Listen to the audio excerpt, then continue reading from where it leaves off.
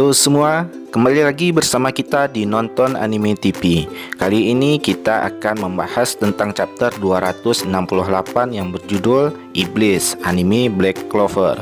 Ya, seperti biasa, jangan lupa teman-teman menyediakan secangkir kopi sambil menikmati video ini. Subscribe kita dan tekan tombol lonceng agar Mimin lebih semangat lagi membuat video terbaru. Oke lah, langsung saja kita masuk ke topik pembahasan.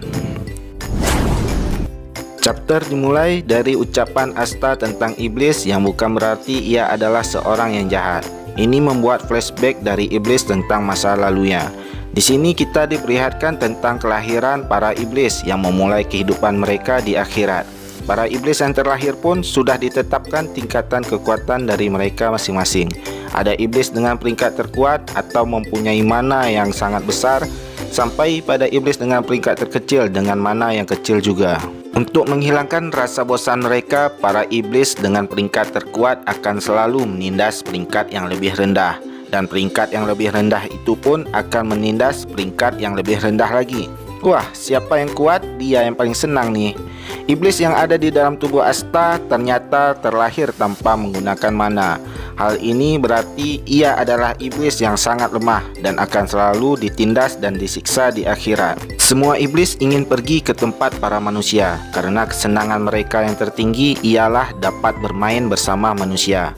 Nah, apakah kesenangan dari mereka ini ialah kesenangan untuk dapat menyiksa para manusia seperti yang mereka lakukan di akhirat sesama iblis? Suatu hari, iblis Asta disiksa dan dilempar menuju gerbang yang menghubungkan akhirat dengan dunia manusia.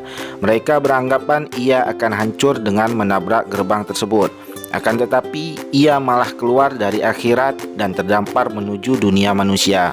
Nah, inilah sebab para iblis tidak bisa keluar menuju dunia manusia. Hal ini dikarenakan mereka yang mempunyai mana tidak akan bisa keluar dan malah akan hancur bila menyentuh gerbang tersebut. Sesampai di dunia manusia pun, sang iblis masih mempunyai nasib yang hampir sama dengan di akhirat. Para manusia pun pada bingung dan terkejut melihat iblis kecil yang berjalan di depan mereka, dan mereka memanggil para kesatria sihir untuk membunuhnya. Iblis yang tidak mempunyai mana ini juga kalah dengan para kesatria sihir. Ia berlari menjauh dan pada akhirnya pasrah dengan keadaan dan tidak memperdulikan kehidupannya lagi. Ia terjatuh dan pingsan. Wah, sial juga ya nasib sang iblis. Enggak di akhirat maupun di dunia manusia, ia selalu disiksa. Sang iblis terbangun dari pingsannya dan ia tiba-tiba saja sudah berada di sebuah rumah yang dihuni oleh seorang wanita yang bernama Lisita. Lisita mempunyai sihir yang begitu aneh, yaitu dapat memasukkan dan mengeluarkan sesuatu yang tidak mengandung mana ke dalam benda lainnya. Iblis itu pun ia masukkan ke dalam ranting untuk membawa iblis ke rumahnya, karena sang iblis yang enggak mempunyai mana. Lisita mendapatkan Grimoire Semanggi berdaun 5, yang berarti Grimoire tersebut adalah Grimoire-nya para iblis, dan ia merasa itu adalah sebuah mitos. Akan tetapi terbantahkan dengan kemunculan iblis kecil yang ia tolong. "Apa kau tidak takut kepadaku?" ucap sang iblis yang bertanya kepadanya. "Mustahil aku akan takut sama seorang bocah yang terluka, apalagi ia tidak memiliki mana. Dan aku tidak kalah ditakuti dibandingkan dengan iblis," ujar Lisita dengan tersenyum. Nah, Lisita ialah seorang wanita yang hidup sendirian di tempat yang jauh dari para penduduk. Hal ini dikarenakan ia dapat menyerap mana seseorang, baik itu manusia maupun iblis yang berada di dekatnya. Dan ini ia perlihatkan ketika seekor ular yang sangat besar tiba-tiba saja berada di dekatnya, mati begitu saja. Hal inilah yang membuat ia terpaksa menjauh dari para penduduk. Beruntung, iblis yang ia temukan tidak memiliki mana dan bisa membuat mereka saling berdekatan. Wah, udah sama aja nih seperti Asta yang tidak memiliki mana berteman dengan Henry yang bisa menyerap mana orang lain. Apakah ini adalah takdir? Bagaimana kalau kau sekarang menjadi anakku? Ujar Lisita yang begitu senang karena mendapatkan kawan. Nah, hari demi hari pun berlanjut begitu saja.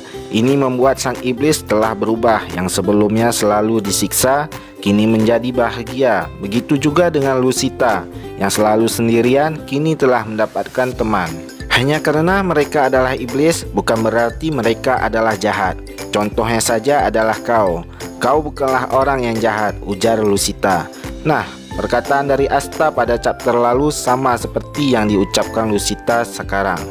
Karena kau telah menyelamatkanku dari penderitaan kesendirian, terima kasih ya, Ribe, ucap Lucita dengan bahagia dan memberikan nama Ribe kepada iblis. Tiba-tiba saja muncul iblis dengan peringkat tinggi dari dalam tubuh Ribe. Jangan pikir ada iblis yang tinggal di dunia manusia tanpa memiliki kontrak dengan manusia. Aku akan menggunakan tubuh anak ini untuk mencari wujud tubuh manusiaku, ucap iblis tersebut. Ribe yang dirasuki oleh iblis itu tidak bisa menggerakkan tubuhnya. Nah, iblis itu mengatakan bahwa ia harus memiliki kontrak dengan manusia untuk mendapatkan wujudnya di dunia manusia. Dan inilah yang sedang dilakukan oleh Asta melalui ritual seorang pelayan. Dan iblis yang mempunyai peringkat tinggi bisa merasuki iblis yang bertingkat rendah. Lucita yang melihatnya menarik sang iblis agar keluar dari dalam tubuh Ribe. Tentu hal ini membuat Lucita menyerap mana sang iblis, dan iblis pun melancarkan serangan ke arah Lucita. Iblis sangat terkejut melihat Lucita dapat mengalahkannya dan akan mencari iblis peringkat bawah lainnya untuk ia rasuki di dunia manusia. Sampai jumpa lagi, ujar sang iblis yang mulai menghilang. Lucita yang terluka karena diserang iblis memasukkan Ribe ke dalam Grimoire Semanggi Berdaun Limanya yang belum mempunyai iblis sama sekali. Nah, Grimoire Semanggi Berdaun Lima bisa disebut juga sebagai Grimoire-nya para iblis di dunia manusia. Dan walaupun manusia tersebut mati, Grimoire-nya tidak akan menghilang. Dan untuk Grimoire Lucita, dikarenakan ia bisa menyerap mana iblis juga, Grimoire-nya belum mempunyai iblis. Dan Ribe ia masukkan ke dalam Grimoire-nya tersebut. Hiduplah Ribe, putraku tercinta, ujar Lucita yang sedang terluka. Ibu, ucap Ribe yang masuk ke dalam Grimoire Semanggi 5 tersebut. Ya, kita pun kembali lagi ke pelatihan Asta. Ribe yang sangat kesal mengingat masa lalunya. Aku tak akan pernah memaafkannya. Semua iblis adalah brengsek. Aku akan membunuh mereka semua. Meskipun itu aku harus mengambil tubuhmu, ujar Ribe dengan sangat marah. Wah, sangat wajar sekali Ribe begitu marah dengan iblis lainnya. Selain ia disiksa di akhirat, Lucita yang sudah ia panggil ibu pun telah dibunuh oleh iblis peringkat atas. Oke, sekian preview tentang chapter 268 dari Nonton Anime TV. Jika teman-teman menyukai video ini, jangan lupa tekan tombol like dan bagikan ke sosial media Anda. Jangan lupa subscribe kita untuk mengikuti Nonton Anime TV. Dan jika teman-teman memiliki pendapat lainnya, tulislah di kolom komentar di bawah ini. Terima kasih telah menonton video ini dan sampai jumpa di video kita selanjutnya.